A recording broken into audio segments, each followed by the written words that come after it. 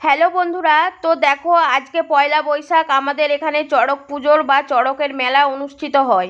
সকালবেলা ঠিক এই জায়গায় বাজার বসে, মাটির জিনিস বা আরও অন্যান্য ঝাঁটা কুলো ঠেকা সব কিছু এই ধরনের জিনিস বসে, কিন্তু বিকেলবেলা বা সন্ধ্যের থেকে দেখো সব এখানে চড়ক আরম্ভ হয়ে গেছে। চড়ক হচ্ছে বিকেল থেকেই, কিন্তু আমি সন্ধ্যের সময় গেছি।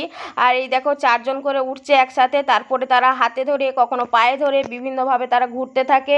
আর তার সাথে চকলেট বাতাসা আইসক্রিম মিষ্টি বিভিন্ন জন বিভিন্ন রকম ছড়ায়। তোমার যদি ভাগ্য ভালো থাকে তুমিও কিন্তু এদের কাছ থেকে গুঁড়োতে পারবে, কিন্তু প্রচণ্ড ভিড় হয়, তার জন্য ভিড় ঠেলতে ঠেলতে পেতেও পারো আবার না পেতেও পারো, এতে মন খারাপ করার কিছু নেই। সাধারণত চৈত্র মাসের সংক্রান্তিতে সব জায়গায় চড়ক হয়, কিন্তু আমাদের এখানে পয়লা বৈশাখ হয়। আর কোথায় এরকম 4জনের চড়ক হয় সেটা কিন্তু অবশ্যই কমেন্ট করে জানাবে। কিন্তু আমার দেখা এখানেই আমি ফার্স্ট 4জনের দেখেছি, বা এর পরেও আমি কোনোদিনও কোথাও দেখিনি। সাধারণত সব জায়গায় একজনের হয়, তাও আবার চৈত্র মাসের সংক্রান্তিতে, কিন্তু এটা হয় ঠিক পয়লা বৈশাখের দিন বিকেল থেকে।